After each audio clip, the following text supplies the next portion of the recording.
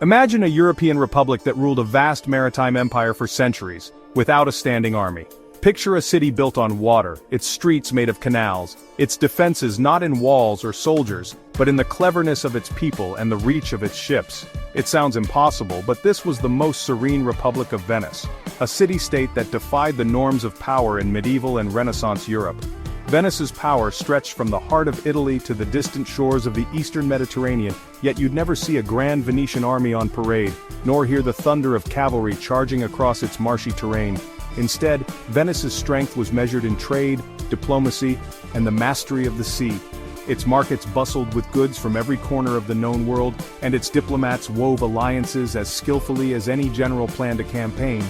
While other empires rose and fell through war, Venice endured, becoming wealthy, cultured, and politically influential.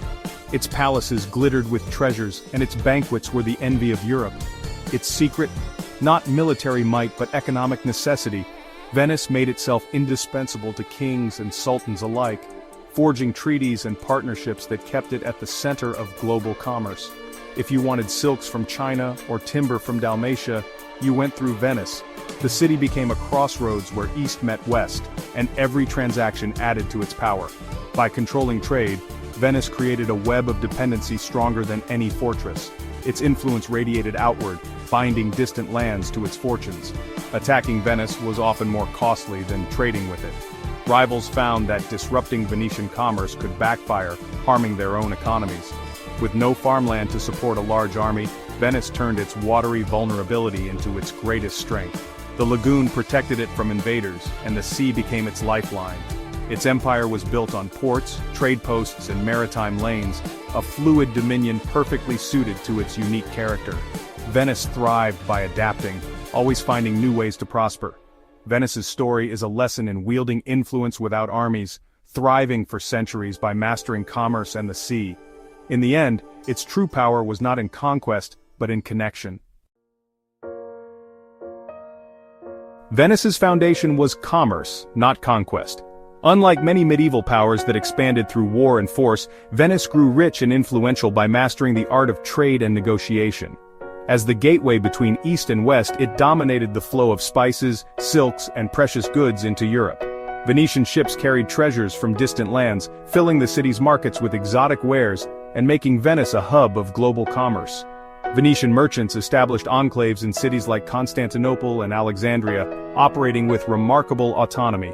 These outposts allowed them to negotiate directly with local rulers, secure favorable deals, and build lasting relationships across cultures. The state supported trade with organized merchant fleets, the Mude, making commerce safe and reliable.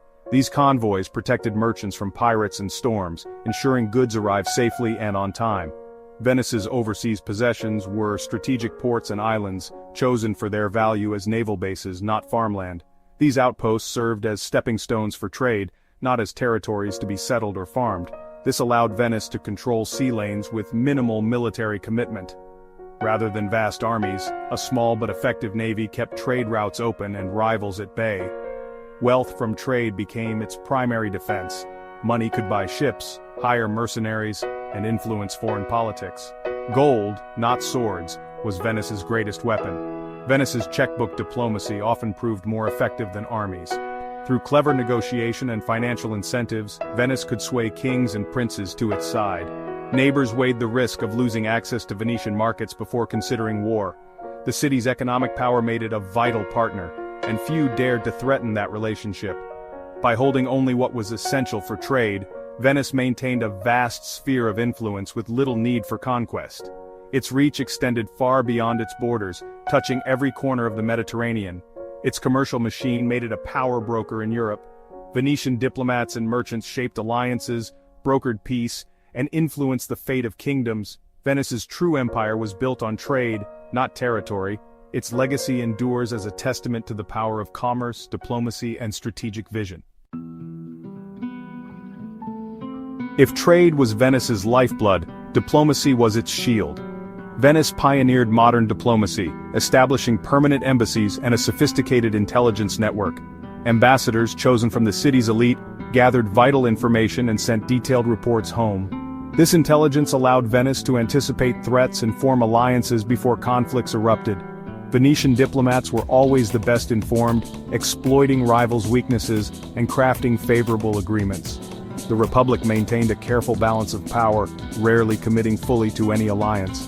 By supporting the weaker side, Venice prevented any single power from dominating Europe.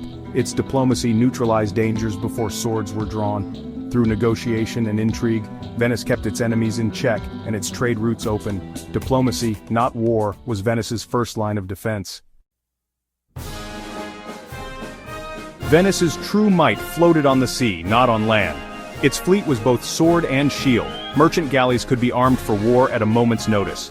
This dual-purpose navy patrolled trade routes, suppressed piracy, and enforced Venetian interests abroad. If a ruler threatened Venetian merchants, a naval blockade, not an army, would swiftly follow. Venetian ships were crewed by skilled, well-paid citizens, not conscripts or slaves. These mariners fought for their city and shared in its profits, creating a motivated and loyal force. The fleet's presence deterred adversaries and protected commerce. Venice chose its battles carefully, always at sea and on its own terms. Naval power backed up its diplomacy and trade, allowing the empire to thrive without a standing army. The Venetian fleet was the muscle behind its unarmed empire. In Venice, the state and commerce were inseparable, woven together in a way that was unique among European powers of the time. The city's very identity was built on trade, and every aspect of life reflected this deep connection. The ruling class were merchants first, politicians second. Decisions in government protected both the Republic and their own fortunes. Their personal investments in trade meant that the prosperity of Venice was always at the forefront of their minds. This alignment created an efficient focus system where business acumen shaped policy. Laws and regulations were crafted to encourage innovation, minimize risk, and ensure the city's commercial dominance. Even ordinary citizens were invested. The Arsenale shipyard was the city's largest employer, and innovative business practices let many share in trading profits. Artisans, laborers, and sailors all found opportunities in Venice's thriving economy. Nearly everyone had a stake in Venice's success, fostering unity and civic pride. Festivals and public celebrations brought people together, reinforcing a sense of belonging and shared destiny. Sons of elite families learned the trade abroad, gaining a global perspective and practical skills. These experiences abroad helped Venice adapt to changing markets and new opportunities. This shared commercial culture brought social stability and a sense of collective purpose. Families, neighbors, and colleagues all worked together, knowing their fortunes were linked. Venetians saw themselves as partners in a grand enterprise, not subjects of a king. Their voices mattered, and their efforts shaped the city's future. When threatened, citizens rallied to defend the Republic, knowing their prosperity depended on it. The sense of shared responsibility made Venice resilient in the face of danger. This internal unity let Venice focus outward, on trade and diplomacy, not internal strife.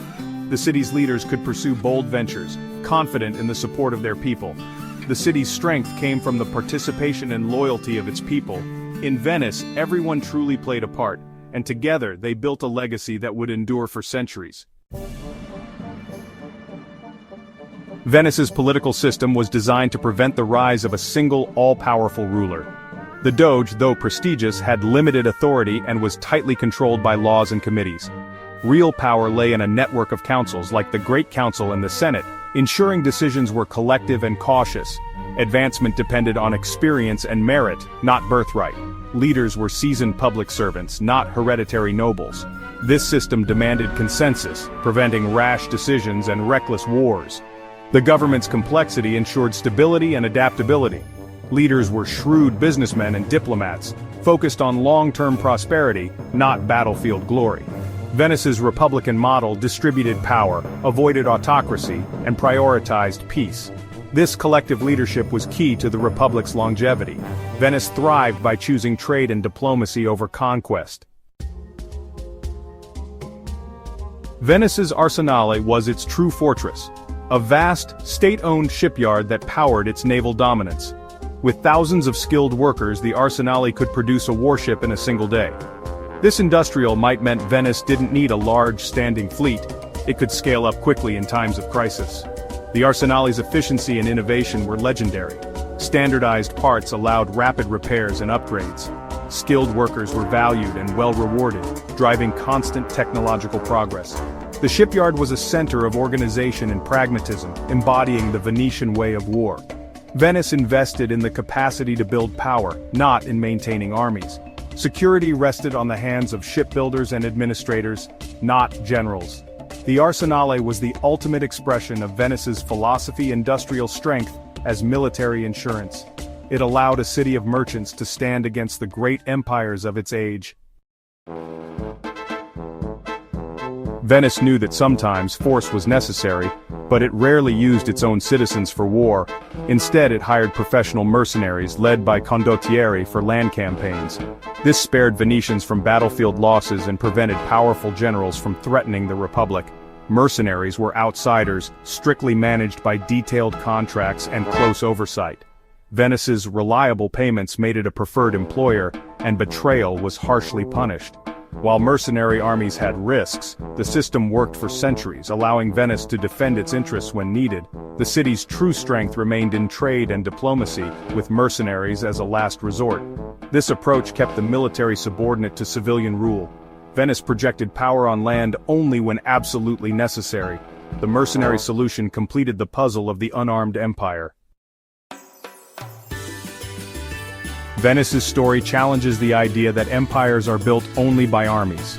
For 1,000 years it proved that economic power, diplomacy, and intelligence could outlast military might. By controlling trade and sea lanes, Venice created a flexible, profitable empire. Its diplomatic service anticipated threats and outmaneuvered rivals without war. A republican government ensured stability and avoided autocracy. Industrial capacity like the Arsenale provided strength on demand.